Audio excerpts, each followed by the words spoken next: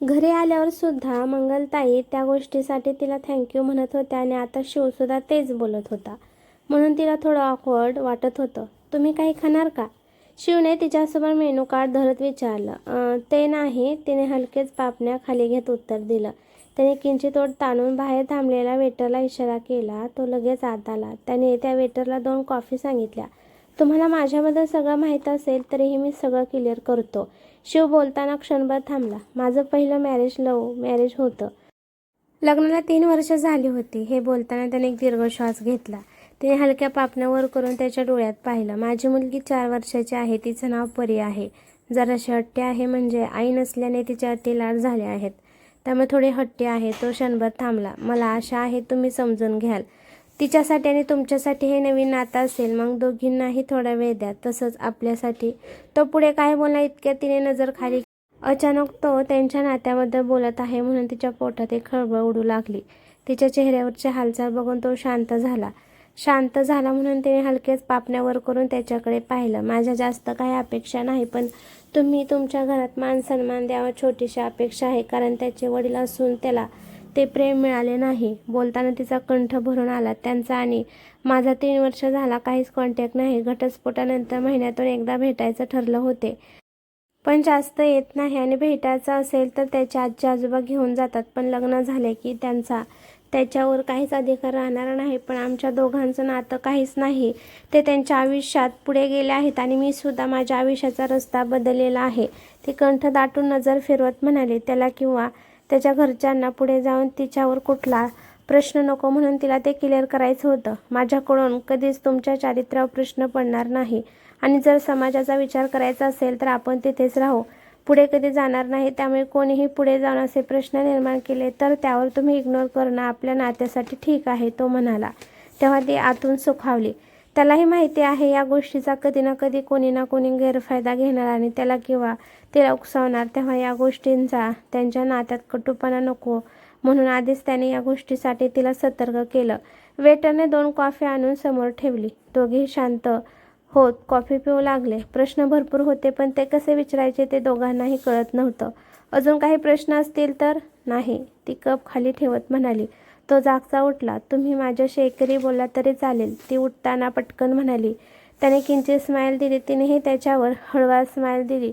नकळत मनात आनंदाचे कारण उठल्यासारखे जाणवू लागले. दोघेही खाली आले.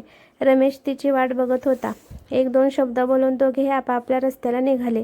काही दिवसांनी दोघांचा रस्ता एकच होणार होता. आत्या, तनिष्का माऊ का रडते? नुकतीच परी खेळता खेळता वर आली होती. तनिष्का रडत होती आणि धनश्री तिला समजत होती. दोघे एकमेकींकडे बघू लागल्यात. तिला काय सांगणार? तनिष्काने पटकन डोळे पुसले आणि तिला हात केला. ती गोड स्माईल करत पळतच तिच्या खुशीत शिरली. तू एवढं जीव लावत आहेस तरी दादाचा एक वेगळाच हट्ट असतो. तिलाही तुझी सवय आहे, धनश्री चिडत म्हणाली. जाऊ दे, तिच्यासमोर काहीच म्हणू नको, तनिष्काला शांत करत ती म्हणाली. गाडीचा आवाज आला म्हणून धनश्री सोबत बोलायला ती खाली निघून गेली. डॅडो आले. परीसुद्धा पळतच जात होती की तनिष्काने पटकन तिला उचललं. तुझे डॅडू नवीन मम्मीला भेटायला गेले होते, तनिष्का बोलत तिला गॅलरीमध्ये घेऊन गेली. तिने इकडे तिकडे पाहिलं आणि परीकडे बघू लागली. नवीन मम्मी? ती कुठे असते? डॅडूसोबत आली का? परी खुश होत म्हणाली. नाही अजून, पण नवीन मम्मी खूप डेंजर असते. पहिले तुझ्या आणि डॅडूच्या रूममध्ये येईल, नंतर ती तुझ्या बेडवर झोपेल. मला हळूहळू तुला दुसऱ्या रूममध्ये पाठवेन, तनिष्का तिला सांगू लागली. परी निरागसपणे तिच्याकडे बघू लागल्याने तुझा डॅडू तुला लाड करणार नाही, फक्त नवीन मम्मीचे लाड करेल, तनिष्का तिला सांगू लागली. नाही, डॅडू फक्त माझा आहे, परी रागाने म्हणाली. निरागस मन लगेच डोळ्यांनी भरून आलं. ना पिल्लू, नको रडू. तू डॅडूला सांग मला तनिष्का म्हणून मम्मी हवी, मी तुला असंच लाड करणार. तनिष्का तिच्या गालावर पप्पी घेत म्हणाली. तू मम्मी? तोंडात बोट घालत परी विचार करत म्हणाली. हो, मी मम्मी. तनिष्का परीची मम्मी. तनिष्का म्हणाली. हा, तू मम्मी हो, मी डॅडूला सांगते, परी खुश होत म्हणाली. तनिष्का खुश झाली. धनश्री, तू लहान आहेस, तुला या गोष्टीमधलं काही समजत नाही, मंगलताई चिडून म्हणाल्या. शिव आला होता आणि धनश्री सगळ्यांसमोर त्याला बोलत होती. बरोबरच बोलत आहे ना? काय चुकीचं बोलली? ठीक आहे, तनिष्का नको तर मग विधवा बघायची ना, घटस्फोटीत कशाला बघितली? पुढे जाऊन तिचा आणि तिच्या नवऱ्याचा काही संबंध आला तर ते बघत बसणार आहात का? लक्ष्मीताई तोंड चालवत म्हणाली. डॅडू, मला दुसरी मम्मी नको. शिव काही बोलला इतक्यात परी रडतच खाली आली. बाळा, असं नाही बोलायचं. ती मम्मा खूप तुझं लाड करेल. तुम्ही सगळे फिरायला जायचं, मज्जा करायचं. मंगलताईंनी बोलत तिला उचलून जवळ घेतलं. नाही, तनिष्काला मम्मा कर. परी खुश होत म्हणाली. सगळे अवाक होऊन तिच्याकडे बघू लागले. लक्ष्मीताई आणि आजी खुश झाल्या. आता पोरगी सुद्धा बोलत आहे बघ, आजी तोऱ्यात म्हणाली. शिवने सगळ्यांना इग्नोर केला आणि रूममध्ये निघून गेला. या विषयावर जास्त चर्चा करायची नव्हती. त्याच्या मनाने पक्क ठरवलं होतं की परीची आई म्हणून सृष्टी योग्य आहे. वर्तमान काळ. शिव परीला घेऊन रूममध्ये आला. सृष्टी बेडला टेकून डोळे झाकून बसली होती आणि वेद तिच्या कुशीत छान झोपला होता. बेडची दुसरी बाजू दबली गेल्यामुळे सृष्टीने डोळे उघडले आणि नीट बसली. शिव परीला व्यवस्थित बेडवर झोपत होता. सृष्टीने फक्त फोटोमध्ये तिला पाहिलं होतं. आता तिला समोर बघून तिच्या चेहऱ्यावर गोड हसू आलं. झोपेत परी खूपच क्यूट दिसत होती.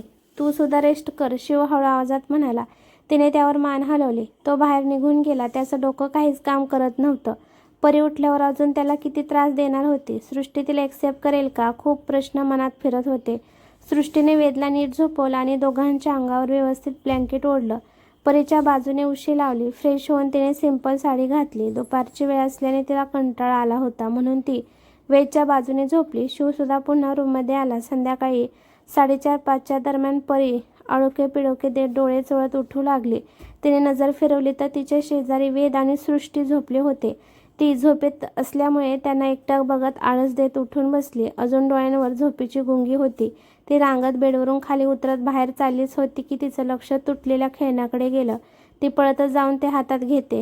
आ, तिने असं म्हणून एक मोठा भोंगा पसरला. तिच्या आवाजाने सृष्टी दचकून उठली. वेदला सुद्धा जाग आली. दोघे तिला गोंधळून बघू लागले. ती खाली बसून जोरजोरात पाय आपटत रडत होती. शिव शेजारच्या स्टडी रूममध्ये होता. तिचा आवाज ऐकून तो गोंधळला आणि पळतच रूममध्ये आला. त्याला आलेलं बघून सृष्टीचं हृदय जोरात धडधड करू लागलं. पिलू, काय झालं? त्याने तिला उचलून घेत विचारलं. माझी कार तुटली. ती रडतच त्याला दाखवू लागली. सृष्टीने वेदला आपल्या कुशीत घेत घट्ट कवटाळून घेतलं. ओठ दाबून मनातली भीती ती दाबून ठेवू लागली. ओहो, आपण नवीन कार आणू. शिव तिचे कर्ली हेअर मागे सारत तिच्या गालावर पप्पी घेत म्हणाला. मला पण नवीन कार पाहिजे. वेद पटकन उठून म्हणाला. तो अचानक बोलल्याने सृष्टी घाबरून गेली. शिव आणि परी त्याच्याकडे बघू लागले. वेद, चुप. ती घाबरून कावरी होत त्याला फटका मारत म्हणाली. परी बारीक डोळे करून एकटक वेदकडे बघत होती. हो, आपण तुला पण आणूया. शिव वेदकडे प्रेमाने बघत म्हणाला. त्याला का? आणि तो आपल्या रूममध्ये काय करत आहे? बॅड आंटी कशाला आपल्या रूममध्ये आली आहे? परी सृष्टीकडे बोट करून रागाने म्हणाली. तिचं बोलणं ऐकून सृष्टी गोंधळून परी आणि शिवकडे बघू लागली. श्श, असं नाही बोलायचं. शिव तिला मोठ्या थोड्या आवाजात म्हणाला. ती ओठ काढून त्याला ढकलत त्याच्या हातातून सुटण्याचा प्रयत्न करू लागली. त्यानेही तिला खाली सोडलं. माझ्या मम्माला बॅड म्हणायचं नाही. तुझे अंकल बॅड आहेत. वेद बेडवर उभा राहून चिडून म्हणाला. माझा डॅडू बॅड नाही. तू इथे माझ्या बेडवर नाही उभं राहायचं. परी पळतच बेडवर उडी मारून त्याला ढकलत म्हणाली. हे इतकं फास्ट झालं की दोघांनाही काहीच सुचलं नाही. वेद, परी दोघेही एकाच वेळी ओरडले. सृष्टीने पटकन वेदला आणि शिवने परीला पकडलं. सोड मम्मा, तिने मला ढकललं. मी पण तिला मारणार. वेद चिडत ओठ काढत स्वतःला सृष्टीच्या हातातून सोडण्याचा प्रयत्न करू लागला. दोघांचं भांडण बघून शिव आणि सृष्टी दोघे वैतागून एकमेकांकडे बघू लागले. आज तर त्यांचा पहिलाच दिवस होता आणि पहिलीच भेट होती. त्यात दोन्ही मुले एकमेकावर चिडली होती. तर पुढचं आयुष्य कसं घालवणार होते? हा सर्वात मोठा प्रश्न दोघांच्याही डोक्यात सतावत होता. शिवला काय बोलावं काही सुचत नव्हतं. शेवटी त्याने परीला उचलला आणि बाहेर निघून गेला. वेद, वेडा आहेस का? आजच आलो ना आपण घरी आणि असं भांडतात का? मोठ्याने ओरडतात का? ती त्याला ओरडत म्हणाली. ती तुला बॅड म्हणाली. ती मुलगी या घरात काय करते? हे आपलं घर आहे ना? ते अंकल म्हणाले ना? वेदच्या डोक्यात पडलेले प्रश्न तो पटापटा बोलू लागला. वेद, तसं म्हणायचं नाही हो. तुझं घर आहे पण तिचं सुद्धा घर आहे. त्या मुलीचं नाव परी आहे. तुम्ही दोघे ब्रदर आणि सिस्टर म्हणून राहणार या घरात. सृष्टी वेदला समजावत म्हणाली. ती माझी सिस्टर नाहीये. मला ती आवडली नाही. तिचे केस कसले गोल गोल मॅगीसारखे होते. वेद खुद हसत म्हणाला. यावर सृष्टीने कपाळावर हात मारून घेतला. श्श, काही पण बोलायचं का? बाहेर जाऊन बिलकुल असं बोलू नको आणि मस्ती कमी कर. सृष्टी त्याला समजावत बाथरूममध्ये घेऊन जात म्हणाली. तिने त्याला फ्रेश केलं. स्वतःही फ्रेश झाल्याने दरवाजा लॉक करून खाली निघाली. मम्मा, ते अंकल आहेत ना, ते मला कार आणणार ना? वेद पायऱ्या उतरत विचारू लागला. आणि त्यांना अंकल नाही डॅड बोल. सृष्टी इकडे तिकडे बघत औंठा गिळून म्हणाली. कोणी आपण असं शिकत आहोत म्हणून ऐकलं तर? या विचाराने तिने चोहीकडे नजर फिरवली. कोणीही दिसत नव्हतं, त्यामुळे तिला थोडं रिलॅक्स वाटलं. खालून लिव्हिंग एरियामधून परीचा आवाज येत होता. सृष्टीने खाली येत तिच्याकडे पाहिलं. तिला हसताना उड्या मारताना बघून सृष्टीला बरं वाटत होतं, पण अजून कोणी तिचे केस बांधले नव्हते ना तिचा खराब झालेला ड्रेस बदलला होता. सृष्टी. मंगलताईंची नजर सृष्टीवर पडताच त्या तिच्या जवळ आल्या. लिव्हिंग एरियामध्ये असलेल्या सगळ्या लोकांची नजर सृष्टी आणि वेदवर पडली. आजी, आत्या, तनिष्का, धनश्री आणि अशोकराव सगळेच तिथे बसले होते. शिव आणि अनिकेत तिथे नव्हते. अशोकराव सोडून बाकीच्यांच्या चेहऱ्यावरची नाराजी स्पष्ट दिसत होती. त्याचं कारण मात्र सृष्टीला कळत नव्हतं. ती आठ्या पाडून सगळ्यांकडे पाहत होती. चल, तुला किचन दाखवते. मंगलताई सगळ्यांकडे बघत सृष्टीला इशारा करत म्हणाल्या. वेद त्यांच्या हातातून सुटण्याचा प्रयत्न करत होता, पण मंगलताईंनी त्याला पटकन उचलून घेतला आणि सृष्टीसोबत किचनमध्ये गेल्या. सृष्टीने किचनभर नजर फिरवली. खूप मोठं आणि आधुनिक पद्धतीचं किचन होतं. समोर 3 नोकर आपापलं काम करत होते. वेदला सगळं नवीन वाटत होतं. तो खुश होत त्यांच्या हातातून खाली उतरण्याचा प्रयत्न करू लागला. त्याचा जोरही आता जास्त पडत होता, त्यामुळे मंगलताईंनी त्याला खाली सोडलं. मम्मा, फ्रीज किती मोठा आहे. तो पळतच फ्रीजजवळ गेला आणि आपल्या इवलीशा हाताने फ्रीज उघडत म्हणाला. वेद, नको. सृष्टी त्याच्या मागे जात बोलतच होती. तेवढ्यात मंगलताईंनी तिचा हात धरला. राहू दे, आजपासून हे घर त्याचं आहे. सारखं त्याला रोकटोक करू नकोस. या छोट्या छोट्या गोष्टी मुलांच्या मनाला लागतात आणि बालमनावर लगेच गोष्टी रुजून जातात. मंगलताई तिला समजावत म्हणाल्या. त्यावर सृष्टीने गालात हसून हळूच हुंकार भरला. बस, तू चहा घेणार का? मंगलताईंनी प्रेमाने विचारलं. मम्मा, मला बॉर्नव्हिटा. वेद फ्रीजमधून पेस्ट्री घेत म्हणाला. सृष्टीला आधीपासूनच खूप टेन्शन आलं होतं. एवढा लहान होता, त्याला ती किती समजवणार होती. आणि एकदा तो रडायला लागला की शांत बसत नव्हता, त्यामुळे त्याला ओरडायलाही तिला भीती वाटत होती. हो बाळा, देते. मंगलताई हसत तिथल्या बाईला दूध आणि चहा गरम करायला सांगू लागल्या. आजी, त्याने माझी पेस्ट्री घेतली. परी भोंगा पसरून आत येत म्हणाली. वेदने लगेच पेस्ट्री लपवली आणि बळत सृष्टीच्या मांडीवर बसण्यासाठी धडपडू लागला. अगं, अजून आहे ग. मंगलताईंनी तिचा हात धरत तिला फ्रीजकडे नेलं. उठल्यापासून परीची किरकिर सुरू होती. आज तिने त्यांना आवरूही दिलं नव्हतं, म्हणून घरात कोणीच तिला जास्त छेडत नव्हतं. नाही, मला ते पण पाहिजे. तो माझं सगळं घेतो. त्याला घरात का आणलं? परी जागेवरच पाय आपटत रडत म्हणाली. तिचे शब्द सृष्टीच्या मनाला लागत होते, पण त्यावर ती काहीच रिॲक्ट करू शकत नव्हती. काय बोलणार? तीही लहान होती. वेद सारखंच तिलाही अजून काहीच नीट कळत नव्हतं. आई, पिल्लू का रडत आहे? धनश्री किचनमध्ये येत सृष्टीवर एक तिरका कटाक्ष टाकत म्हणाले. लहानपणापासून तिने परीला जास्त सांभाळलं होतं, त्यामुळे ती रडली की तिचा जीव वर खाली होत होता. आत्या, त्याने माझी पेस्ट्री घेतली. चाचूंनी माझ्यासाठी आणली होती. परी रडत धनश्रीकडे हात करत म्हणाली. हो, रडू नका. आपण अजून आणू. आपण गेम झोनला जाऊ. धनश्रीने तिला उचलून कडेवर घेत समजावू लागली. सृष्टी ही धनश्री, शिवची लहान बहीण. मंगलताई सृष्टीकडे बघत म्हणाल्या. अवघ्या 15 दिवसातच दोघांचं लग्न झाल्यामुळे सृष्टीची अजून कोणाशीच नीट ओळख झाली नव्हती. लग्नात सुद्धा धनश्री, तनिष्का, आत्या आणि आजी आल्या नव्हत्या. सृष्टी गालात हसून धनश्रीकडे पाहू लागली. धनश्रीनेही थोडं ऑकवर्ड होत स्माईल दिलं. आत्या, तू मला आवरलं नाहीस. चल ना. परी तिला रूमकडे चल म्हणून ओरडत म्हणाले. हो, जाऊ. आई, मी आणि तनिष्का परीला घेऊन बाहेर जात आहोत. यायला उशीर होईल. दादाला सांग. धनश्री बोलतच बाहेर निघून गेली. सृष्टीला थोडं वाईट वाटलं, कारण ती परीशी एकही शब्द बोलू शकली नव्हती. तिने हळूच तिच्या डोक्यावरून हात फिरवला. वेद मात्र पेस्ट्री खाण्यात गुंग होता.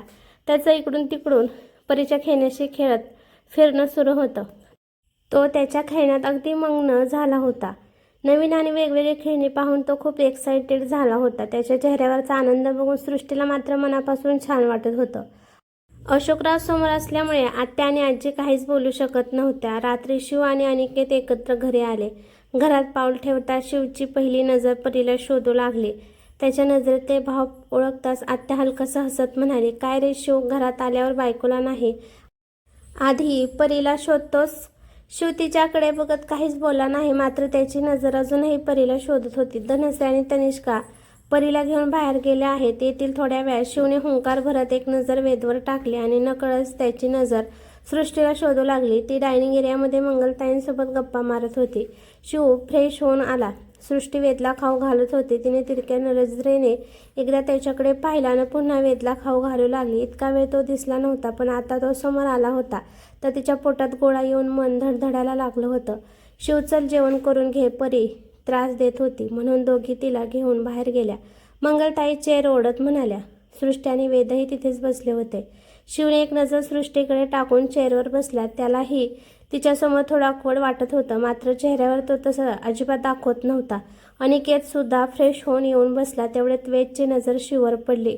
डॅड, तुम्ही कार आणली? वेद शिवकडे बघत एक्सायटेड होत म्हणाला. शिव त्याच्या बोलण्याने गोंधळून गेला. हॉलमध्ये बसलेले सगळेच थोडे चकित झाले, मात्र सृष्टीच्या काळजाचं पाणी पाणी होऊ लागलं. अचानक वेद असं बोलेल याची तिला अजिबात कल्पना नव्हती. आपण उगाच त्याला शिकवलं असं तिच्या मनात येऊन गेलं, कारण दुपारी त्याने शिवला अंकल म्हटलं होतं आणि आता रात्री डॅड म्हणत होता. म्हणजे आपणच त्याला शिकवलं आहे हे सगळ्यांना कळून जाईल या भीतीने तिची नजर वर होत नव्हती. ती आतून अक्षरशः घाबरली होती. हो, कामात विसरून गेलं, उद्या नक्की आणेन. शिव वेदजवळ जातेच्या केसांवरून हात फिरवत म्हणाला. मंगलताईंनी सगळ्यांना जेवण वाढलं. जेवण झाल्यावर सृष्टी वेदला घेऊन रूममध्ये आली. टेन्शनमुळे तिला काही सुचत नव्हतं. तिने वेदला टीव्ही लावून दिला आणि स्वतः घरी फोन लावून थोड्या वेळ बोलली. फोन ठेवताच तिला बाहेरून परीचा आवाज ऐकू आला. म्हणजे ती आली होती. आता पुन्हा रूममध्ये येऊन परी कशी रिॲक्ट करणार याचं तिला टेन्शन आलं. तिकडे शिवने परीला आपल्या खुशीत घेतला आणि रूमकडे निघाला. तिला नेमकं कसं समजायचं याचा तो मनोमन विचार करत होता. परी बाहेर गेल्यावर तिने काय काय मज्जा केली हे त्याला सांगत होती. डॅड, ती बॅड आंटी गेली ना? परी त्याच्या गळ्यात हात टाकत म्हणाली. पिलो, तसं नाही बोलायचं. तिने तुला काही केलं का? ती ओरडली का? तुझ्याशी बोलली का? शिव तिला पोर्चमध्ये घेऊन येत विचारू लागला. मला मम्मा नको आणि आपल्या बेडवर ती झोपली तर? तू आणि मी कुठे झोपणार? त्या बॉयने माझी पेस्ट्री पण खाल्ली. परी ओठ काढत त्याच्याकडे तक्रार करू लागली. परी, त्याचं नाव वेद आहे आणि तो तुझा आजपासून ब्रदर आहे, सो त्याला नावाने हाक मार. मला मम्मा नको, ब्रदर नको. ती चिडून म्हणाली. नको तर नको. आपण त्यांना या अंधारात बाहेर पाठवून देऊ. रात्री त्यांना मॉन्स्टर येऊन खाऊ दे. चालेल का तुला? नाही ना? तू गुड गर्ल आहेस ना? शिव नाटकी चेहरा करत म्हणाला. तो थोडा थांबला आणि पुन्हा म्हणाला. त्या आंटीला घर नाही म्हणून ते आपल्यासोबत राहत आहे. तिला जर आपण घराच्या बाहेर काढलं तर बाहेरचा मॉन्स्टर तिला खाऊन जाईल ना? शिवचं बोलणं ऐकून आतापर्यंत चिडलेली परी विचारात पडली. ती बॅड आंटी आधी कुठे राहत होती? ती तोंडात बोट घालत म्हणाली. तिच्या मम्माच्या घरी. पण तिची मम्मा बाहेर गेली आहे म्हणून तर ती आपल्या घरी आली आहे. थोडे दिवस ती आपल्या घरी राहणार आहे. तुला तर ती आंटी आवडली नाही ना? मग तिची मम्मा परत आली की आपण तिला पुन्हा पाठवू. शिव तिचं मन आपल्या ताब्यात घेत समजावत म्हणाला. ठीक आहे, तिची मम्मा आली की तू तिला जा बोलायचं. परी तोंड वाकडं करत म्हणाली. परीचं बोलणं ऐकून शिव मनातून खुश झाला. कसं तरी का होईना, पण त्याने तिला मनवलं होतं. तो तिला बोलत बोलत रूममध्ये घेऊन आला. ती खुदखुदू हसत होती, मात्र समोर सृष्टीला बघता तिचं हसू थोडं कमी झालं. डॅड, आपण कुठे झोपायचं? ती चिडून बेडकडे बघत म्हणाली. वेद पालता पडून पूर्ण बेडवर पसरून झोपला होता. इथे झोप ना बाळा. सृष्टीने पटकन वेदला अलीकडे ओढून त्याला नीट झोपवलं. वेदनेही झोपेत अंग चोरून घेतला आणि पुन्हा झोपे गेला. इट्स ओके, तुम्ही दोघे झोपा, आम्ही इथे झोपतो. शिव सोफ्याचं बटन दाबत म्हणाला. बटन दाबता सोफा लगेच बेडमध्ये कन्व्हर्ट झाला. सृष्टी पुढे काहीच बोलली नाही, पण मनातून तिला वाईट वाटलं. त्याच्याच रूममध्ये येऊन त्याला स्वतःचा बेड सोडून झोपावं लागत होतं. शिवने परीला आपल्या कुशीत घेतला आणि हळूच थोपटू लागला. परी ही वेदच्या शेजारी अवघडून झोपली. एवढा मोठा बेड असूनही सृष्टीला मात्र झोप येत नव्हते. तिने हळूच नजर फिरवली. परी शिवला बिलगून शांत झोपली होती, मात्र शिव कुठल्या तरी विचारात हरवला होता. सृष्टीच्या मनातल्या मागच्या कटू आठवणी तिला पुन्हा आठवूनही वाटत नव्हत्या. त्या आठवणीपासून ती स्वतःला दूर ठेवण्याचा प्रयत्न करत होती. दोघे जागे होते, एकमेकांना जाणवत होतं, पण दोघींनीही एकमेकांकडे नजर वळवली नाही. नवीन नातं होतं, बोलायला शब्दच नव्हते. रूममध्ये फक्त मुलांच्या शांत श्वासांचा आवाज ऐकू येत होता. दोघांच्याही मनात असंख्य प्रश्न होते, पण त्या प्रश्नांना विचारण्याची हिंमत मात्र दोघांकडेही नव्हती. सृष्टीला या घरात येऊन 3-4 दिवस झाले होते. घरातलं वातावरण सध्या तापटच दिसत होतं, त्यामुळे तिने जास्त कुणाशी बोलण्याचा प्रयत्न केला नाही. त्यात परी तिच्याजवळ सुद्धा येत नव्हती.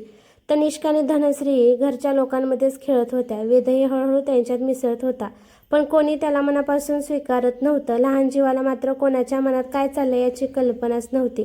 तो अगदी निरागसपणे सगळ्यांशी बोलायला जायचा. त्यांच्या बोलण्यातला टोमणा, उपरोध किंवा मनातली नाराजी त्याला कळत नव्हती.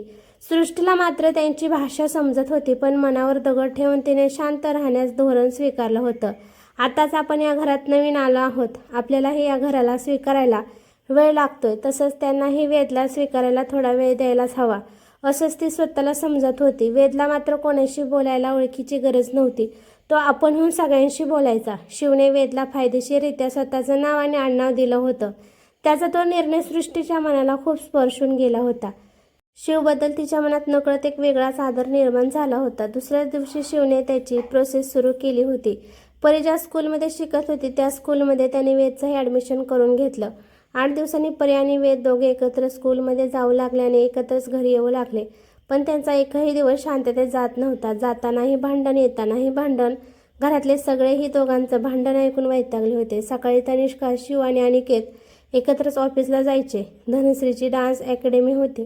ती सकाळी गेली की 7-8 वाजताच घरी यायची. अशोकराव वेळ जावा म्हणून सकाळी एखाद्या साईटवर चक्कर मारून क्लबमध्ये जायचे. दुपारी घरी आल्यानंतर संध्याकाळी ते आणि मंगलताई दोघे वॉकिंगला जायचे आणि 7-8 वाजेपर्यंत परत यायचे. परीचा मूड असेल तर तीही त्यांच्यासोबत जायची, नाहीतर घरातच खेळत बसायची. वेद आणि सृष्टी मात्र त्यांच्याशिवाय कुठेच बाहेर जात नव्हते. आजी आणि आत्या संध्याकाळच्या वेळेला मंदिरात भजन कीर्तनाला जायच्या. तेवढ्यात त्यांचा विरंगुळा होता. वेद आणि परी सकाळी 8 वाजता स्कूलला गेले की 1 वाजेपर्यंत घरी यायचे. पहिले 2 दिवस सृष्टी शिवला सोडायला गेली होते, नंतर ड्रायव्हर त्यांना घेऊन येऊ लागला. आता सृष्टीचंही हळूहळू शेड्यूल बसत होतं. सकाळी उठून दोघांचे टिफिन तयार करणे, वेदला आवरून त्याला नाश्ता भरवणे आणि स्कूलसाठी तयार करणे, हे सगळं तिच्या रोजच्या रुटीनचा भाग झाला होता. परी तर तिच्याजवळ जातच नव्हती. मंगलताई आणि धनश्री तिचं आवरून द्यायच्या. दुपारपर्यंत घरच्या कामात आणि गप्पांमध्ये तिचा वेळ जायचा. आत्या आणि आजी कधी कधी व्यवस्थित बोलायच्या तर कधी टोमणे मारायच्या, पण सृष्टीने कधीच उलट उत्तर दिलं नाही. मंगलताई मात्र तिला नेहमी सांभाळून घ्यायच्या. मुलं स्कूलमधून आले की पुन्हा त्यांना आवरून जेवण भरवून ती थोड्या वेळाने त्यांना झोपवायची. तीही त्यांच्यासोबत थोडा आराम करायची. दुपारी परी मंगलताईंसोबत आराम करायची. तिला कितीही समजलं तरी शिव असेल तरच ती रूममध्ये यायची. संध्याकाळी परी आणि वेद एकत्र खेळायचे, पण भांडायचेही. परी आधी एकटीच खेळायची. आता वेदची सोबत मिळाली होती, त्यामुळे तीही कधी कधी भांडण विसरून त्याच्यासोबत एखादा गेम खेळत बसायची. संध्याकाळी सृष्टी रात्रीच्या जेवणाची तयारी स्वतः बघायची. रात्री सगळ्यांचं जेवण झालं की ती वेदला घेऊन रूममध्ये जायची आणि पुन्हा खाली येत नसे. त्याच वेळेस शिवसुद्धा परीसोबत आपला वेळ घालवत असे. परीला वेद शिवजवळ आलेला अजिबात आवडत नव्हता, त्यामुळे सृष्टी जाणून बुजून वेदला आपल्यासोबतच ठेवायची. शिव आणि सृष्टी दिवसातून 1-2 वाक्य गरज असेल तेव्हाच बोलायचे. कधी कधी तर फक्त एका ऑकवर्ड स्माईलवर त्यांचा पूर्ण दिवस निघून जायचा. सृष्टीला मात्र मनापासून वाटत होतं की शिवने स्वतःहून तिच्याशी मन मोकळेपणाने बोलावं, पण तो काही काम असेल किंवा तिला आणि वेदला कुठल्या गोष्टीची कमी आहे का एवढंच विचारायचा. जणू लग्न झालं म्हणून आपली बायको आणि आपला मुलगा यांची काळजी घेणं, त्यांना कुठल्याही गोष्टीची कमी पडू न देणं एवढीच त्याची जबाबदारी आहे. पण बोलणार कोणाला, त्याच्याशी स्वतःहून बोलण्याची हिंमतही सृष्टीमध्ये नव्हती. मम्मा मम्मा, वेद पळतच तिच्याकडे हसत येऊ लागला. त्याच्या मागून परी रागाने त्याला मारण्यासाठी पळत येत होती. दोघे नुकतेच स्कूलमधून घरी आले होते आणि गाडीतच दोघांची तू तू मे मे सुरू झाली होती. मम्मा, परी मला मारते, वेद सृष्टीच्या मागे लपत म्हणाला.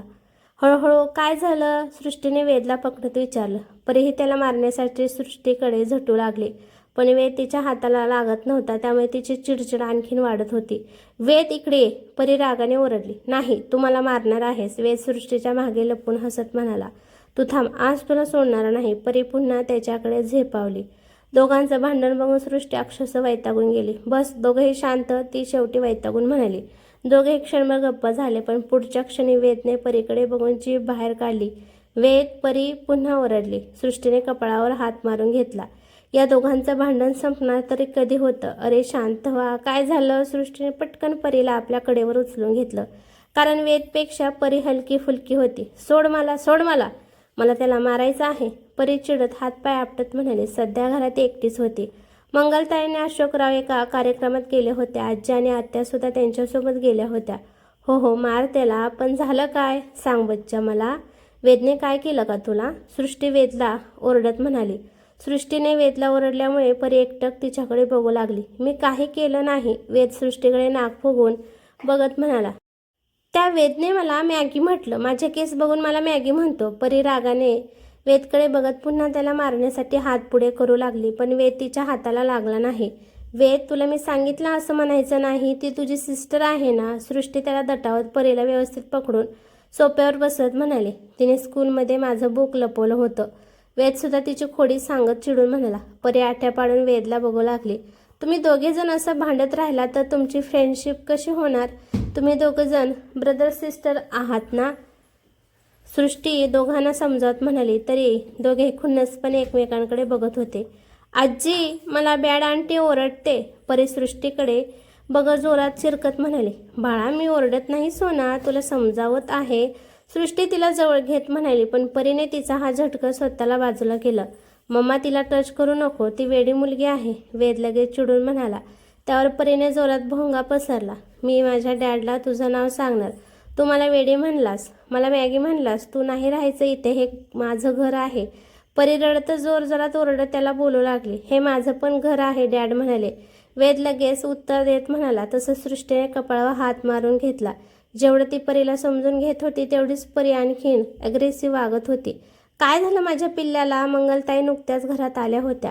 तिचा आवाज ऐकून त्या पळतच आत आल्या. त्यांच्या मागून आजी आणि आत्यासुद्धा आल्या. सृष्टी घाबरून आवंठा गेला त्यांच्याकडे बघू लागली, कारण परी मारल्यासारखं रडत होती. आजी, मला बॅड आंटी ओरडली आणि वेद मला मॅगी वेडी म्हणाला. सारखा मला चिडवत असतो. माझे केस बघून मला सारखा मॅगीच म्हणतो. परी मंगलताईंकडे हात करत वेदची कंप्लीट करत रडू लागली. तसं सृष्टी घाबरून गेली. तिने वेदला पटकन आपल्याजवळ घेतलं. बघा, स्वतःच्या डोळ्यांनीच बघा. थोड्या वेळ आपण बाहेर गेलो की लगेच सावत्रपणा दाखवायला लागली. आत्या मागून येत चिडून म्हणाल्या, नाही आत्या, मी तिला ओरडले नाही, फक्त समजावत होते. सृष्टी आपली बाजू मांडत म्हणाली, पण मंगलताई थोड्या गोंधळून गेल्या होत्या, कारण परी रडत होत्या आणि आत्या वेगळंच सांगत होत्या. काय खरं आणि काय खोटं काही समजत नव्हतं. आमच्यासमोर तर कधी तिच्याशी बोलायला जात नाहीस आणि आमच्या मागे तिला बोलतेस का? मला तर अजूनपर्यंत दिसलं नाही की परीला तिने जवळ घेतलं, बोलावलं, गप्पा मारल्या, पण आपल्या मागे तिला ओरडते, यावरून कळते. आत्या आवाज वाढवत म्हणाल्या. सृष्टी डोळे भरून आले. तिला काय बोलावं काही सुचत नव्हतं. ताई, परी शांत झाल्यावर आपण याच्यावर बोलूया. मंगलताईंनी आत्यांना समजावत परीला शांत करत तिला आपल्या रूममध्ये घेऊन गेल्या. सृष्टी कावरीबावरी होऊन इकडे तिकडे बघू लागली. तिला काय करावं काहीच कळत नव्हतं. ती कितीही खरं सांगितलं तरी परी जे बोलेल ते सगळ्यांना खरं वाटणार होतं, हे तिच्या मनाला जाणवलं. आणि जेव्हा ही बातमी शिवपर्यंत पोहोचेल तेव्हा तो कसा रिॲक्ट करेल याचं तिला टेन्शन आलं होतं, कारण परी एक गोष्ट शिवला सांगत होती. दुपारी सृष्टीला झोपच लागली नाही. वेदला झोपून ती पुन्हा खाली आली. मंगलताईंच्या रूममध्ये तिने हळूच डोकावलं. मंगलताई परीला आपल्या कुशीत घेऊन झोपवत विचारात मग्न होत्या. आई, तिने हळूच हाक मारली. त्यांनी दाराकडे नजर वळवली आणि डोळ्यांनीच आत येण्याचा इशारा केला. सृष्टी हळूहळू पावले टाकत बेडच्या कोपऱ्यावर जाऊन बसली. परीला गाढ झोप लागली होती. सॉरी आई, मी फक्त दोघांना समजावत होते. दोघे जण भांडत होते. सृष्टी गडबडीत आपला मुद्दा समजावू लागली. तसं मंगलताईंनी तिला हाताने शांत होण्याचा इशारा केला. सध्या मला तुझी बाजू घ्यावी की परीची काहीच कळत नाहीये. तू तिला जन्म दिला नसला तरी तिच्यावर तुझा पूर्ण हक्क आहे, पण आता परी तुला स्वीकारेल की नाही याची चिंता वाटते. त्याचबरोबर शिवसुद्धा तुझ्याशी अजून अटॅच झालेला नाही, म्हणून दोघांची मला काळजी लागून राहिली आहे. मंगलताई आपली काळजी तिला सांगत म्हणाल्या. त्यावर सृष्टीने मान खाली घातली. ती तरी काय करणार होती? तुझ्याही काही अपेक्षा असतील, पण त्यावर मी काय करावं हेच कळत नाहीये. मंगलताई डोळ्यात पाणी आणत म्हणाल्या. आई, नवीन नातं तयार होण्यासाठी वेळ तर लागतोच. शिव आणि माझ्यातही नवीन नातं तयार व्हायला वेळ लागेलच. अपेक्षा तर सगळ्यांकडूनच असतात, पण सगळ्या गोष्टी संयमाने घेतल्या तर त्या अपेक्षा पूर्ण होतीलच. सृष्टी आपल्या परीने समजत म्हणाली. मंगलताई तिच्याकडे कौतुकाने बघू लागल्या. जवळजवळ लग्नाला 15-20 दिवस झाले होते, तरी अजून शिव तिच्याशी कामापुरताच बोलत होता. हे घरात सगळ्यांच्या लक्षात येत होतं. आत्याचं तू काही मनावर घेऊ नकोस, मंगलताई दिलगिरी व्यक्त करत म्हणाल्या. हो आई, मी आत्ता सांगितलं ना, सगळ्या गोष्टीमध्ये संयम ठेवावाच लागतो, त्याशिवाय ती गोष्ट मिळत नाही. सगळ्यांना मला स्वीकारायला वेळ लागेलच, सृष्टी गालात हसून म्हणाली. सृष्टीचा समंजसपणा मंगलताईंच्या मनाला स्पर्शून गेला होता. आई, एक गोष्ट बोलायची होती, राग मानू नका, सृष्टी अडखळत म्हणाली. बोल ना आई, उद्यापासून तुम्ही परीचं काहीच करू नका आणि धनश्री तनिष्काला सुद्धा समजावून सांगा. ती माझी जबाबदारी आहे. मला माझ्या मुलीप्रमाणे तिला सांभाळायचं आहे, पण हे तेव्हाच पॉसिबल होईल जेव्हा ती माझ्याजवळ येईल आणि त्यासाठी काही वेळ तुम्ही थोडंसं तिच्यापासून दूर गेलं पाहिजे. म्हणजे तिच्यावर प्रेम करा पण तिच्या सगळ्या गरजा मी स्वतः पूर्ण करेन. मग ते तिची वेणी घालणं असो किंवा तिला झोपवणं असो. सृष्टी स्पष्टपणे तिच्या मनातलं मंगलताईंच्या डोळ्यात आरपार बघत म्हणाली. कारण घरातले सगळेजण परीची इतके लाड करत होते की ती हट्टी झाली होती. खरंच बोलत आहेस पण परी रडू लागली की काही सुचत नाही ग. मंगलताई म्हणाल्या, माहीत आहे पण असंच जर राहिलं तर कधीच माझ्याजवळ ती येणार नाही. सृष्टी परीकडे बघत म्हणाली, ठीक आहे उद्यापासून तू सगळं बघ तिचं. मंगलताईंनी तिचा हात हातात घेत म्हणाल्या, शिवला यायला आज उशीर झाला होता. तो बाहेरूनच जेवण करून आला होता. त्याची लाडकी परी त्याची वाट बघत बसली होती. तो येताच ती खुश होऊन त्याच्याकडे पळत सुटली. त्याने पटकन तिला आपल्या कुशीत उचलून घेतलं. कट्टी, ती गाल फुगवत म्हणाली. बट्टी, तो हसत तिच्या गोबऱ्या गालावर पप्पी देत म्हणाला. दोघे मस्ती करत रूममध्ये आले. सृष्टी वेदचा अभ्यास घेत बसली होती. दोघांना रूममध्ये आलेलं बघून सृष्टी व्यवस्थित बसली. समोरचा नजरा बघून शिवला किंचित दुःखाची कळ उठली. परी स्कूलवरून आली की पुन्हा बॅगला हातच लावत नव्हती. तिचा हट्ट पुरवण्यातच पूर्ण वेळ निघून जायचा. मंगलताई तरी किती तिला सांभाळणार. केअरटेकर लावलेली ही त्याला आवडत नव्हती म्हणून कधीच त्याने तो विषय घरात काढला नव्हता. असा एकही दिवस नव्हता की परी रडली नसेल. दररोज तिची काही ना काही किरकिर चालूच असायची आणि तो आल्यावर तिला घेऊन फिरायचं असायचं. पिल्लू, मी 2च मिनिटात फ्रेश होऊन आलो. शिव तिला खाली सोडत वॉशरूममध्ये जात म्हणाला. परी, तुझी बुक्स इनकम्प्लीट आहेत, कम्प्लीट करून घे बाळा. ती खेळणी काढत होती म्हणून सृष्टी हळू शांत आवाजात म्हणाली. मला नाही करायचं, परी किंचाळत म्हणाली. परी, हळू पिल्लू. शिव टॉवेल चेअरवर टाकत म्हणाला. सृष्टीचं लक्ष त्याच्याकडे गेलं. नुकताच शॉवर घेऊन आल्यामुळे त्याचा सुगंध पूर्ण रूममध्ये दरवळत होता. त्याचा लूज ट्रान्सपरंट टी शर्ट आणि फ्रेश झालेला चेहरा तिला नकळत आकर्षित करत होता. दिसायला तो आधीच सुंदर होता, आता तर फ्रेश होऊन आलेला असल्यामुळे त्याचा सुगंध तिच्या नाकात शिरतात तिच्या अंगावर रोमांच उभे राहिले. तो परीशी बोलत होता. तिच्या हलक्या होणाऱ्या ओठांच्या हालचालीकडे बघून इकडे तिचे ओठ कोरडे पडले होते. मन सैरभैर होऊ लागले. तिने पटकन शर्मेने नजर खाली घेतली. तिचे श्वासही किंचित वाढले होते पण तिच्या मनाची अवस्था ती कोणाला सांगू शकत नव्हती. ती एक स्त्री होती. तिला तिचं मन कोणाला दाखवायची परवानगी नव्हती. इज्जतीच्या वेशीवर मर्यादा बांधूनच तिला राहावं लागत होतं. जरी तिने आपल्या भावना बोलून दाखवल्या तरी तिच्या चारित्र्यावर शिंतोडे उडवले जाऊ शकतात. आपल्या भावना मनातच दाबून तिने एक दीर्घ श्वास घेतला आणि डोळे घट्ट मिटले. ती आई तर आधीपासूनच बनायला तयार होती पण त्याची जीवनसाथी बनण्याची इच्छा आता तिच्या मनात हळूहळू जागी होत होती. शिवने सोफ्याचं बटन दाबलं आणि तो सोफा बेडमध्ये कन्व्हर्ट झाला. त्याने परीला उचलला आणि बेडवर येऊन बसला. डॅडू, वेद मला मॅगी बोलला. वेडी बोलला. तो म्हणतो माझे केस मॅगीसारखे आहेत. परी वेदकडे बघून चिडून म्हणाली. वेद भुवया आकसून तिच्याकडे बघू लागला. डॅड, तिने माझं बुक लपवलं. वेद पटकन बेडवरून उठून शिवजवळ जात म्हणाला. सृष्टी सध्या तिच्याच धुंदीत असल्याने तिला काय बोलावं हेच समजत नव्हतं. तिचं अंग हलकं थरथर कापत होतं. तिने पटकन बेडवरचं सामान उचलून वेदची बॅग भरू लागली. डोळे हलकेच भरून आले होते म्हणून नजर चोरत ती बेड स्वच्छ करत होती. मनाला वाटत होतं एक शब्द तरी त्याने तिच्याशी बोलावा पण तो कधी स्वतःहून बोलत नव्हता. त्यामुळे मनातून तिला वाईटही वाटत होतं मुलांबाबतीत. आणि तिला कुठल्या गोष्टीची कमी आहे का एवढीच त्याची कर्तव्याची भावना होती का? आयुष्यभर एकत्र राहायचं म्हटलं तर त्यांनीही कुठून तरी सुरुवात करायला हवी ना. निदान मैत्रीचा हात तरी त्याने पुढे करावा. रात्री मुलं झोपल्यानंतर एक शब्द तरी तिच्याशी बोलावा. पण एवढ्या दिवसात त्याने कधीच एकांतात तिच्याशी बोलण्याचा प्रयत्न केला नव्हता. ती जरी एकटी असली तरी तो पटकन रूमच्या बाहेर जायचा. तेवढ्यात परीचं बोलणं ऐकून शिवला काय रिॲक्शन द्यावे हेच कळत नव्हतं. त्याच्या डोळ्यासमोर अचानक मागच्या कुड आठवणी तरळून गेल्या. शिव, मी केस परमनंट स्ट्रेटनिंग करून घेऊ का? ईश्वरी गाल फुगून म्हणाली. नो, मला तुझे असेच केस आवडतात. तो तिच्या केसांमधून हात फिरवत त्याचा सुगंध घेत म्हणाला.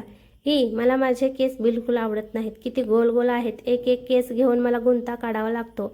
1 तास त्यातच जातो. ती त्याच्या अंगावर अंग झोकून देत म्हणाली. मी कशासाठी आहे? तुझे केस मी सेट करत जाईल. तो हलकेच तिला आपल्या मिठीत घेत म्हणाला. तशी ती खुदकन हसत त्याच्या कुशीत शिरली. डॅडू, तू तिला ओरड. तिच्या मम्माने मला ओरडलं. परी सृष्टीकडे बोट दाखवत म्हणाली. सृष्टीने घाबरून आवंठा घेऊन शिवकडे बघितलं. त्याने डोळ्यांनीच तिला आश्वासन दिलं. तिला मनातून खूप बरं वाटलं. सोन्या, तुझे केस खूप सुंदर आहेत आणि जे स्पेशल असतात ना त्यांचेच केस इतके वेगळे आणि डिफरंट असतात. आपल्या घरात कोणाचे केस आहेत का तुझ्यासारखे? तो तिचे केस व्यवस्थित मागे सारत म्हणाला. परीने खुश होत मान हलवली. तो स्पेशल आहेस, माझी प्रिन्सेस आहेस म्हणून तू डिफरन्स आहेस आणि मम्मा ओरडली तर त्याचं वाईट वाटून घ्यायचं नाही. माझी आईसुद्धा मला ओरडते, मी असं सगळ्यांना सांगतो का? तो तिला समजत होता, ती मात्र त्याच्याकडे आठ्या पाडून बघू लागली. बरं वेद, यू आर गुड बॉय. तुझे बुक्स कंप्लीट केले ना? शिव त्याच्या गालावरून हात फिरवत प्रेमाने म्हणाला. वेद खुश होत उड्या मारत मान डोलवू लागला. मी नाही गुड गर्ल. परी ओठ काढून म्हणाली. तू तर आधीपासूनच आहेस, पण तू आंटीला त्रास देत नाहीस. वेदसारखं तिला तू त्रास दिलास तर तुला किती मजा येईल. शिव हळूच तिच्या कानात बोलू लागला. त्यावरती त्याच्याकडे प्रश्नार्थक नजरेने बघू लागली. आंटीकडून स्टडी करून घ्यायचा, वेद कसं करून घेतो तसंच तू पण सगळं काम करून आंटीला त्रास द्यायचा. शिव तिच्या कलाने घेत म्हणाला. हां, मी मम्माला खूप त्रास देतो. वेद हसत उड्या मारत म्हणाला. हां, मी पण देणार त्रास. परी खुश होत वेदसोबत उड्या मारत म्हणाली. दोघांची मस्ती चालली होती आणि शिव प्रेमाने दोघांकडे बघत होता. परीने शिवला स्टोरी बुक आणून दिलं, तो त्यातील एक स्टोरी रीड करत होता. वेदसुद्धा त्याच्या शेजारीच बसून ऐकत होता. कधी वेदला झोप लागली आणि त्याने शिवच्या पोटावर मान टाकून झोपून गेला हे त्यालाही कळलं नाही. इकडे परीसुद्धा त्याच्या कुशीत झोपली होती. झोपलेत. सृष्टी वेदकडे बघत हळूच म्हणाली. तेव्हा शिवने पुस्तक बाजूला ठेवत दोघांकडे पाहिलं. दोघेही गाढ झोपले होते. सृष्टी झुकून अलगद वेदला उचलून घेऊ लागली. तिचा हलकासा स्पर्श शिवला जाणवला तसं त्याने पोट आत घेत श्वास रोखून मान फिरवली. सृष्टीला ते जाणवलं. तिच्या पोटात खड्डा पडल्यासारखं झालं. तिच्या जवळ येणं सुद्धा त्याला आवडलं नाही हे त्याच्या हालचालीवरून तिला कळलं. तिने पटकन वेदला उचलून बेडवर झोपवलं आणि बटन ऑफ करून ब्लँकेट ओढत डोळे मिटले. रागाने आणि अपमानाने तिचे डोळे पाणावले होते, पण शिव तिच्या भावनांपासून कोसो दूर आपल्या आणि ईश्वरीच्या भूतकाळात रमून गेला होता. तिची आठवण येताच त्याच्या ओठांना हलकंसं हसू आलं होतं. स्कूलची तयारी चालू होती. वेदने आंघोळ केली होती. परीसुद्धा आंघोळ करून आली होती. धनश्री 8:30ला जात होती, त्यामुळे तिची गडबड चालू होती आणि मंगलताई आजी आत्या मंदिरात गेल्या होत्या. सृष्टी मुलांना नाश्ता देत त्यांचे टिफिन तयार करत होती. शिवसुद्धा डायनिंग टेबलवर नाश्ता करत पेपर वाचत होता. डायनिंग एरियामध्ये अशोकराव, तनिष्का, मुलं, शिव आणि अनिकेत नाश्ता करत होते. मुलांचा नाश्ता करता करता गोंधळही चालू होता. तनिष्का सगळ्यांना नाश्ता सर्व करत होती. त्यात शिवला सुद्धा ती वाढत होती, त्यामुळे सृष्टीचा जीव वर खाली होत होता. दररोज मंगलताई असायच्या, आज त्या नव्हत्या, त्यामुळे तिला वाटलं होतं की आज तिला शिवला नाश्ता वाढण्याची संधी मिळेल. पण तनिष्का आणि धनश्रीने सगळा मोर्चा हातात घेतला होता. तसेही सृष्टीला वेळ नव्हता. ती दोघांचा टिफिन तयार करत होती म्हणून तिनेही लुडबुड केली नाही, पण मनातून तिला वाईट वाटत होतं. तनिष्का नसती तरी दोन्ही काम तिनेच केले असते. आता सृष्टीला या घरात येऊन महिना झाला होता, पण तनिष्का आणि धनश्री तिच्याशी मोजकच बोलायचे. त्यात तनिष्का तिला थोडं कुचकटपणे बोलायची म्हणून ती जास्त तिच्याशी बोलायला जात नव्हती. धनश्री कुचकट बोलत नव्हती, पण मनापासूनही बोलत नाही हे तिला जाणवत होतं. शिव, अजून एक पराठा आणू का? तनिष्काने विचारलं. नाही नको, त्याने तिच्याकडे न बघताच उत्तर दिलं. ज्यूस. तिने पटकन ज्यूसचा ग्लास त्याच्यासमोर धरला. इकडे सृष्टीने किचनमधून एक नजर त्यांच्याकडे टाकल्याने जोरात टिफिन आपटून बंद केला. काय माहिती, पण तिला तनिष्का बिलकुल आवडत नव्हती. आत्ते बहीण असली तरी तिच्याकडून निगेटिव्ह वाईब्स येत होत्या. पिल्लू, मी तुझी वेणी घालू का?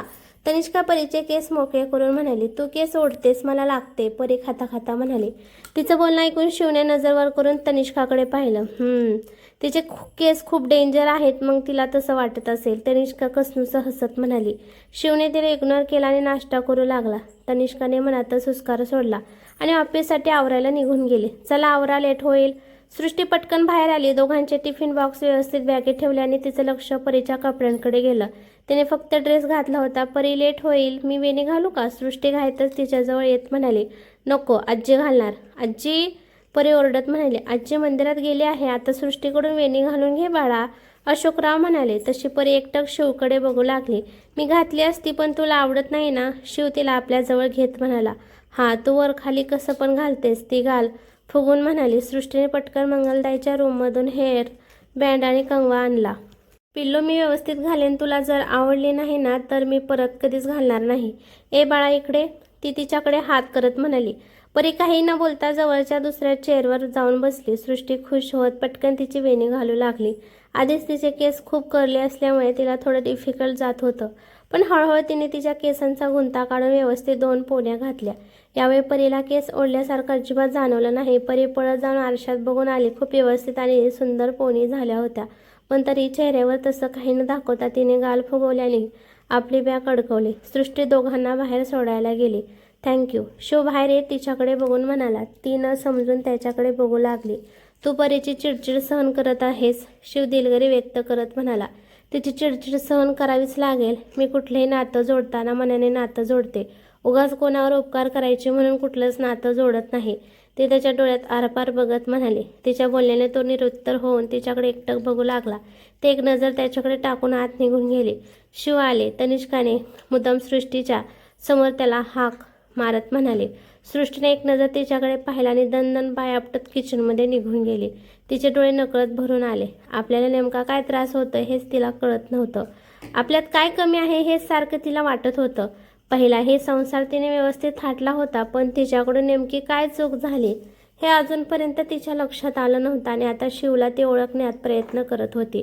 पण तो तिच्या नजरेसमोर असूनही तिच्या मनापर्यंत का पोहोचत नव्हता हा प्रश्न तिला सतावत होता. आतल्या आत ती झुरत होती. दुसरा संसार जरी तिने थाटला होता तरी तो व्यवस्थित पार पडेल की नाही या विचाराने तिला त्रास होत होता. नशिबात काय लिहिलं आहे हे तिलाच माहीत नव्हतं. मम्मा हे बघ, टीचरने मला गुड दिलं. वेद संध्याकाळी खुश व त्याचे होमवर्क बुक दाखवत म्हणाला. अरे वा, माझं बाळ किती हुशार आहे. सृष्टी त्याच्या कपाळावर किस करत म्हणाली. ते बघून लगेच परीसुद्धा तिचं बुक दाखवू लागले. ए आंटी, माझं होमवर्क करून दे. तू माझं घेत नाहीस, माझं पण कम्प्लीट करून दे. परी तिची बुक तिच्यासमोर धरत ऑर्डर देत म्हणाली. होमवर्क इनकम्प्लीट होतं. अरे देवा, काल तू सांगितलं असतंस तर मी करून दिलं असतं. ठीक आहे, आज तुझा सगळा होमवर्क करू, मग टीचर तुला गुड देईल. सृष्टी तिला हलकासा गाल ओढत म्हणाली. परीची लगेच कळी खुलली. आज क्लासमध्ये वेदला टीचरने गुड म्हटलं होतं, त्यामुळे तिला थोडं वाईट वाटलं होतं. चला दोघे एकत्र बसा. कोणाचा पहिला नंबर होईल त्याला मी गिफ्ट देणार. सृष्टी दोघांच्या पेन्सिली शार्प करत म्हणाली. माझं पहिलं होणार, मी फर्स्ट लिहितो. वेद खुश होत म्हणाला. नाही, मी फर्स्ट येणार, तू नाही लिहायचं.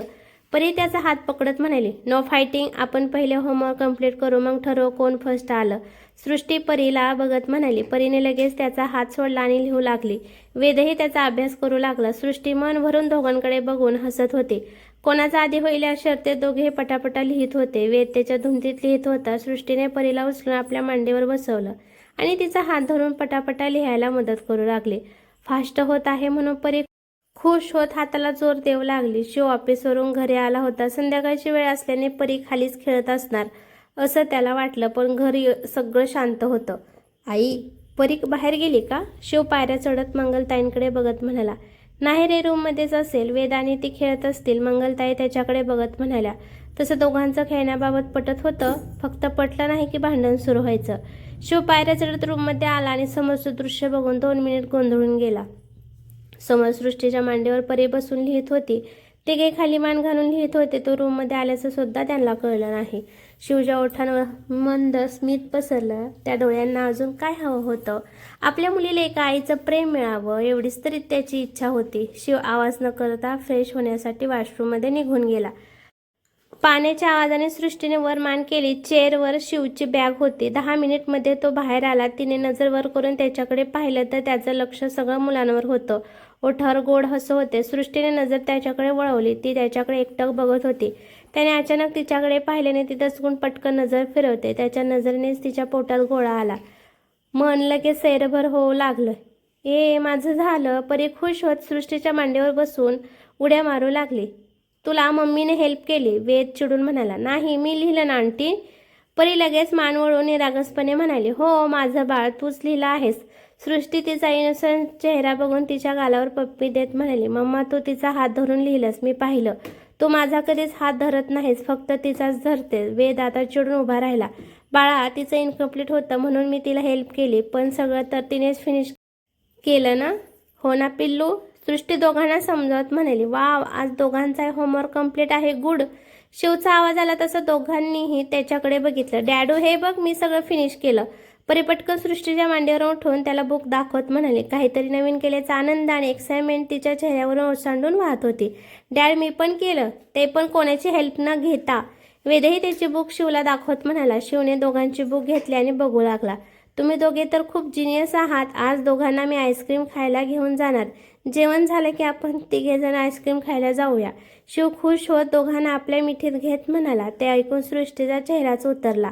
रूममध्ये ती सुद्धा आहे याचंही त्याला भान नव्हतं. आपल्या फ्लोमध्ये तो बोलत गेला आणि तिच्या मनाला असंख्य वेदना होऊ लागल्या. साधं तिचं मन राखण्यासाठी सुद्धा त्याला खोटं बोलावं असं वाटत नव्हतं का, असा प्रश्न तिच्या मनात येऊन गेला. उगाचच आपलं मन वेड्यासारख्या अपेक्षा करत आहे असं स्वतःला समजावत तिने मन आवरलं.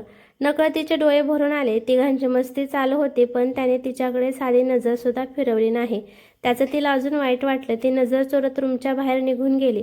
सृष्टी किचनमध्ये आली आणि मंगलताईंना रात्रीच्या स्वयंपाकात मदत करू लागली. कामल्याबाईंनी सगळी तयारी करूनच ठेवली होती. फक्त भाज्यांना फोडणी द्यायची होती. सृष्टी तिच्याच विचारात शांतपणे फोडणी देत होती. मनात भावनांचा कल्लोळ माजला होता. कितीही मनाला समजावलं तरी ते समजत नव्हतं, त्यामुळे कशातच मन लागत नव्हतं. मंगलताईंना तिच्या चेहऱ्यावरून कळत होतं की तिच्या मनात काही ना काही चालू आहे. आज तुझ्या आईचा फोन आला होता, मंगलताई म्हणाल्या. हो, दुपारी आला होता तिचा कॉल, सांगितलं, सृष्टी म्हणाली. लग्न झाल्यापासून माहेरी गेलीच नाहीस, 1-2 दिवस राहून ये, छान वाटेल, मंगलताई प्रेमाने म्हणाल्या. गेले असते, पण आताच वेदचं रुटीन चालू आहे म्हणून तिला पुढे काय बोलावं कळत नव्हतं. आता जर ती माहेरी गेली तर परी आणि वेदमध्ये फरक पडेल. परी तर तिच्यासोबत येणार नाही आणि वेदला तर घेऊन जावंच लागेल. ठीक आहे, तुला जेव्हा वाटेल तेव्हा जाऊन ये, मंगलताई म्हणाल्या. आज परी खाली आलीच नाही, काय करत होती, त्यांनी विचारलं. दोघेजण थोडा वेळ खेळत होते. नंतर दोघांचं एकत्र स्टडी केला, त्यामुळे जमली होती देवी. सृष्टी खुश होत म्हणाली. अरे वा, छान प्रगती चालू आहे मायलेकींच्या नात्यात, मंगलताई हसत म्हणाल्या. त्यावर सृष्टी मनातून हसली. रात्री सगळे एकत्र जेवायला बसले. आत्या, आम्ही आता आईस्क्रीम खायला जाणार आहोत, तू येणार, परी खुश होत म्हणाले. नको रे बाबा, आज मी खूप थकले, आज तू एकटी सोबत जा आणि मला पण येताना माझं फेवरेट आईस्क्रीम घेऊन ये, धनश्री तिचे गाल गोंधळत म्हणाली. परी तिचे पांढरे शुभ्र दात दाखवत म्हणाले. अगं, एवढं प्रेमाने म्हणतेस आणि तू का नको म्हणतेस, जाऊन ये ना, तनिष्का हसत म्हणाली. धनश्रीसोबत तिलाही जायला मिळेल म्हणून तिचा तो प्रयत्न होता. नको ग, आज पाय जाम दुखत आहेत, प्रॅक्टिस करून करून पाय गेलेत, महिन्याने शो आहे, धनश्री वैतागून म्हणाली. राहू दे, आम्ही जाऊन येतो, शिव चेअरवरून उठत म्हणाला. मम्मा तू पण चल, वेद पळत जाऊन सृष्टीला बिलगत म्हणाला. शिव आणि परी बाहेर जात होते, तेवढे त्याची नजर वेदकडे गेली, पण शिवच्या लक्षातच आलं नाही की वेद सृष्टीशिवाय बाहेर जात नाही. त्यावर सृष्टीला काय बोलावं कळत नव्हतं. मंगलताईच्या लक्षात आलं की शिवने तिला विचारलं नाही. शिव, वेदला सुद्धा बरोबर घेऊन जा, मंगलताई त्याच्यावर नजर रोखत म्हणाला. हो सृष्टी, तुला सुद्धा आमच्यासोबत कम्फर्टेबल वाटत असेल तर येऊ शकतेस, तो तिच्याकडे बघत म्हणाला. त्याचं बोलणं ऐकून मंगलताई गोंधळून त्याच्याकडे बघू लागल्या. सृष्टीला आतून तर राग आला होता, जणू दुसऱ्या कोणाला स्वतःसोबत घेऊन जात आहे असंच तो तिला फील करत होता. मम्मा चल ना, मला आईस्क्रीम खायचं आहे, वेद तिला ओढत म्हणाला. जा बाळा, जाऊन ये, मंगलताई तिची मनस्थिती ओळखून पुढाकार घेत म्हणाल्या. वेद ऐकत नव्हता म्हणून नाईलाजाने सृष्टी त्यांच्यासोबत गेली. दोघे पहिल्यांदाच एकत्र बाहेर जात होते, त्यामुळे दोघांनाही ऑकवर्ड वाटत होतं. दारात उभ्या राहून मंगलताई दोघांना जाताना विचारात हरवल्या होत्या. मुलं मागे बसले आणि शिव आणि सृष्टी पुढे बसले. दोघांच्या चेहऱ्यावरचा अवघडेपणा स्पष्ट दिसत होता. काय विचार करत आहेस, अशोकराव तिथल्या चेअरवर बसत म्हणाले. शिवचं कसं होणार आहे काही कळत नाही, मंगलताई चिंतेने म्हणाल्या. वेळ दे, होईल सगळं ठीक, अशोकराव समजावत म्हणाले. वेळ म्हणून म्हणून हातातून वेळ निघून जाईल, मंगलताई काळजीने म्हणाल्या. मग काय विचार करत आहेस, आपण त्याला जबरदस्ती करू शकत नाही ना, अशोकराव शांतपणे म्हणाले. अहो, आपण त्यांना बाहेर फिरायला पाठवायचं का, मंगलताई विचार करत म्हणाल्या. अशोकराव थोडा वेळ विचार करू लागले. मुलं आणि दोघे फिरून येतील, ते म्हणाले. ठीक आहे, मंगलताई म्हणाल्या आणि त्यांनी कपाळावर हात मारून घेतला. आईस्क्रीमच्या या छोट्याशा आउटिंगमध्ये शिव आणि सृष्टीच्या नात्यात काय घडणार पाहायला विसरू नका उद्याचा भाग. धन्यवाद.